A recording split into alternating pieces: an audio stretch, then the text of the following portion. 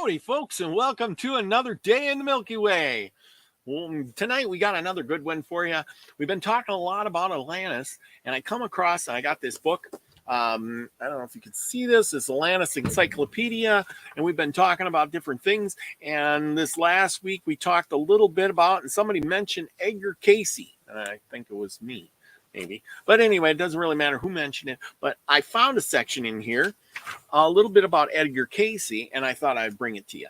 So if you want to hear about Edgar Cayce and what he thought about Atlantis, let's get into it right now. But thank you all for coming. This has been great. I don't know when you're listening to this, but I'm having a great time doing it. But anyway, remember to like, share, and subscribe. Share it with your people out there, whoever they might be. We're just trying to out here to spread the love, the knowledge, and all those other good things. Good or bad or otherwise, we're just here. And if you guys have something to suggest that you would like, let me know. I'll be up for anything, well, most anything. Keep it. I know what you're thinking. Anyway, so Edgar Cayce. Let's see if we can do this. Edgar Cayce. Well, I don't have a picture of Edgar Cayce. Do I? Yeah, maybe I do. I don't. No, I don't have a picture of Edgar Cayce. You'll just have to go look him up for yourself. But these are interesting facts nonetheless. He was born in 1877. Let's do this. Share screen. Yes, then you'll have to look at my ugly mug all the time. But there we go. How about that? Edgar Cayce, born in 1877 in Kentucky. He was known as a sleeping prophet because of his uttered predictions and medical cures while in a deep trance, until his death in Virginia at 68 years later. Cayce dictated thousands of life readings he allegedly obtained from a kind of spiritual record he claimed to be able to read while experiencing an altered state of consciousness. Until his 47th year, he never uttered a word about Atlantis. But in 1922, he suddenly began recalling life in a place which... Oh, wait a minute. Maybe I should move this. Here's my marker. Otherwise, I'll lose my track. Until his 47th year, he never uttered a word about Atlantis. But in 1922, he suddenly began recalling life in a place with which he was otherwise allegedly unfamiliar. Cayce's descriptions of the doomed civilization are sometimes remarkable in their uncanny credibility. For example, his portrayal of the migration of the Atlanteans into the Nile Valley following the destruction of their empire is entirely convincing. Many otherwise obscure names of persons and places he associated with the Atlanteans' experience likewise seem to reflect real events. His son, Hugh Lynn Cayce, knew his father did not read material on Atlantis, and that he, so far as we know, had absolutely no knowledge of this subject. The evocation, often verifiable details of his readings in which Atlantis was described is all the more astounding when we realize he knew little about the vanished culture. In his waking hours, as his son wrote, there are most fantastic, the most bizarre, the most impossible information in the Cayce files. If his unconscious fabricated this material or wove it together from existing legends and writings, we believe that it is the most amazing example of telepathy and clairvoyant scanning of the existing legends and stories in print or the minds of persons dealing with the Atlantis theory. Edgar Cayce's conscious ignorance of the sunken civilization is not surprising, from his formal education was meager, and his points of reference were more spiritual than historic or academic. His grasp of the past often biblical rather than scholastic. It seems clear then that the subject was outside the preview of most of his background and essentially Christian view of the world. But his readings are self-evidently plausible because they often contain information that had little or no sense at the time they were uttered, but have been since confirmed by subsequent verification. Perhaps the most impressive of all these obscure, even fleeting references he made to Atlantis during the early 1920s were occasionally repeated only once, but within the exact same time frame and reference after more than 2 decades. 2 decades. Persuasive elements of Cayce's life readings, such as these, are given skeptics pause and encourage many investigators, regardless of their spiritual beliefs, to reconsider everything he had to say about Atlantis.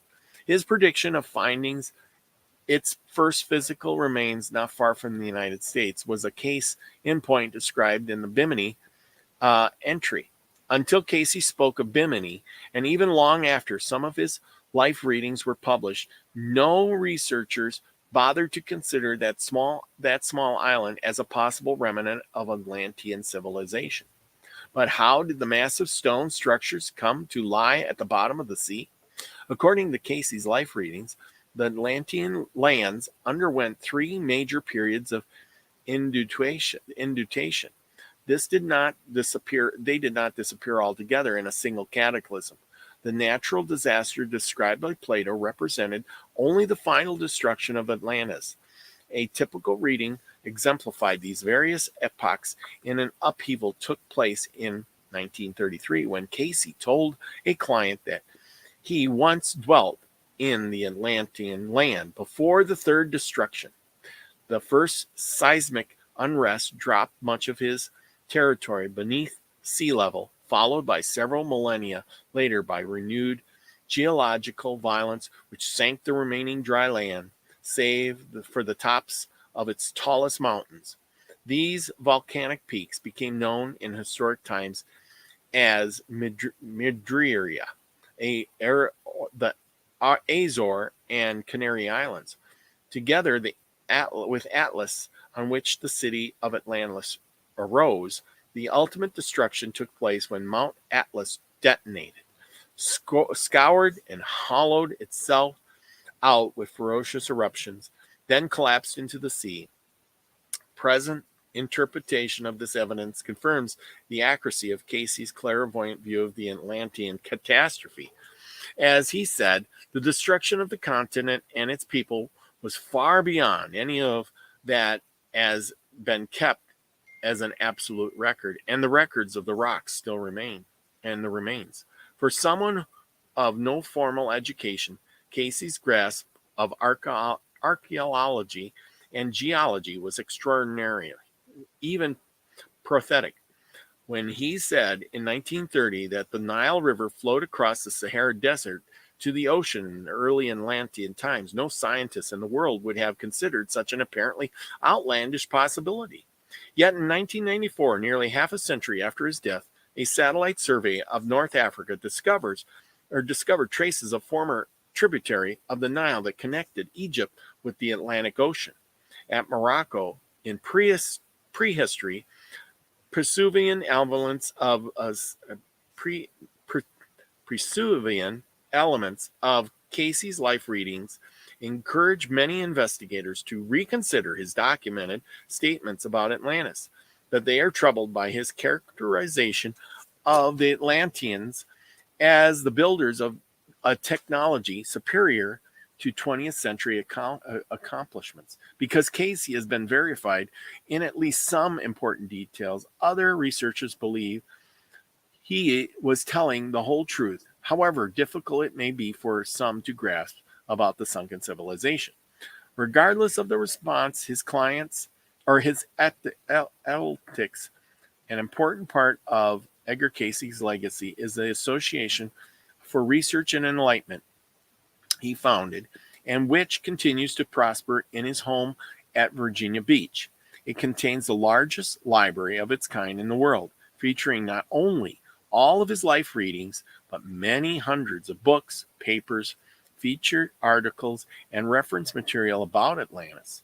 The R is also deeply involved in scientific investigation and the study on behalf of the lost realm, including lectures and expeditions to various parts of the world, particularly the Andros and Bimini. So there you go. That's what they say about Edgar Cayce. I hope you all enjoyed that. So we're just putting the pieces together. But yeah, let's see. There we go.